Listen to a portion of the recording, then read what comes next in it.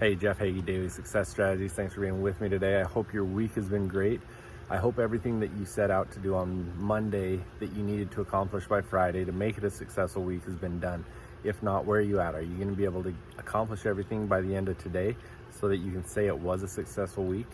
And is it getting you closer to your bigger goals? So leave me a comment. Let me know how it's been and how things are going towards working you towards those bigger goals.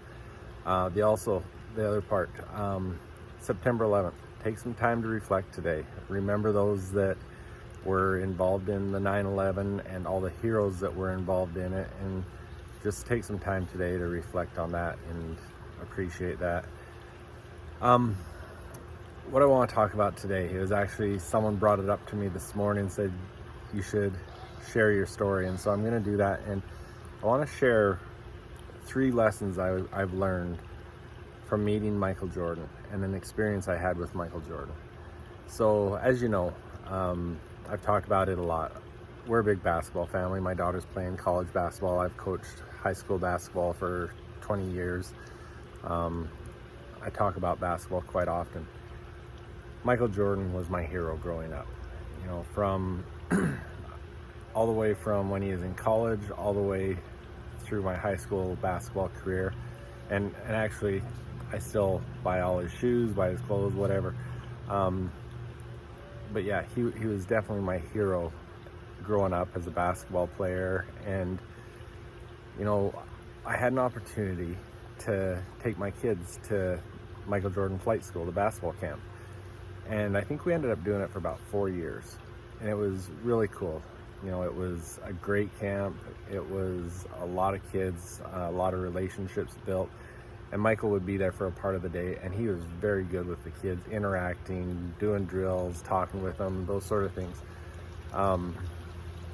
There was one year that I had the opportunity, I was watching them as he was teaching them about foul shots.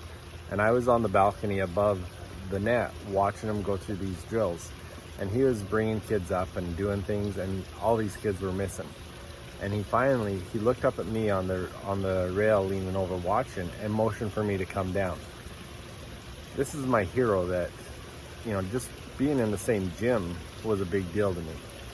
And so I go down there, I'm in shorts and flip-flops, and I get to meet him. I shake his hand, he hands me a ball, and he says, "You've got one shot. I'm gonna let you shoot one foul shot. If you make this," what team is your kid on? And at the time, that year, it was just my daughter that was at the camp. And I pointed over the team where Tia was and said, "She's on that team." He says, "If you make this one shot, I'm gonna give you a brand new pair of Air Jordan shoes, and I'm gonna give everyone on her team a pair as well." Well, no pressure or anything, but you know, I was excited. Tia was excited. She's telling her friends, "Oh, my dad's a great foul shooter. He's going to make this. We're all going to win shoes," all these things. And, you know, to me, it was more or less, my heart was pounding out of my chest just for the opportunity to meet Michael Jordan and shake his hand and stand next to him. Anyways, I get up there. And, you know, the funny thing is, too, from junior high on, the routine I go through when I shoot a foul shot is the same routine that Michael Jordan went through. And so I go through my routine, get up there, shoot the shot, and you know, it's guaranteed swish. I know it's perfect, everything's good. And I airballed it. Didn't even hit the rim. And you know what? I was devastated. I just failed in front of my hero. I was embarrassed. It really bothered me. In fact, to the point that my daughter had been videoing it on her iPod as it happened.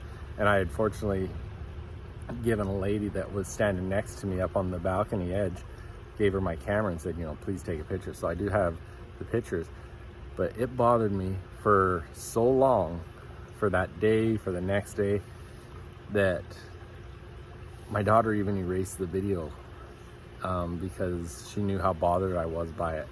Now looking back, I wish I still had that video of me and Michael Jordan, even though I airballed it. I could have edited that part out. But I look back on it and I can laugh about it now, but I really was devastated. I was bothered so bad by this experience. So there's 3 lessons that I learned from this experience that I want to share with you. One is learn from your experience, learn from your failures, so that the next time you're in that situation, you can handle it differently. I was talking to someone the other day about anxiety, and I've gone through anxiety in situations that were really devastating to me. But because of those experiences, when similar things happen, I'm able to cope with them and deal with them differently and better now because I realized I got through that. So, if I'm in another situation with Michael Jordan and I airball it again, number one, he doesn't care.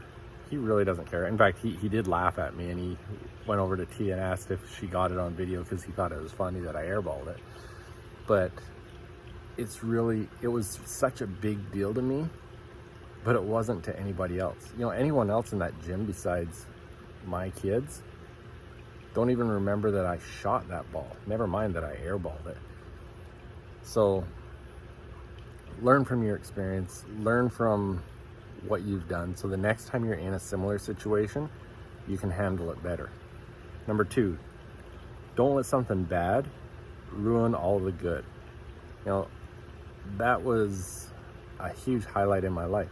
To meet Michael Jordan, shake his hand, play basketball with him for a few minutes, and have some pictures with him. But the bad part, the air ball, ruined my entire experience, ruined the whole thing. And I really could have, it would have been nice to make it and take home a pair of shoes, but I really let that ruin my experience. So don't let the bad ruin all the good. And number 3, don't take yourself so serious. Be willing to laugh at yourself. You're gonna make mistakes, you're gonna have failures, and don't take it so seriously, because it really can make life hard if every time you screw up, it's knocking you back and you're taking it that serious. So at that time, I never thought I'd even share this story, but obviously I've talked about it a lot since then, because I did learn a lot. And I got to meet Michael Jordan, which was a big deal to me. So hopefully that experience, sharing this story with you, helps you when you're in a situation, when you're trying to close a big deal and you airball it and fail. Don't take it so serious. Move on to the next, learn from it, so the next time you're in the same situation, you can do better. So hopefully that's something you learn from. Thanks for being with me this week. Have a great weekend, and we will be back again with you on Monday. See ya.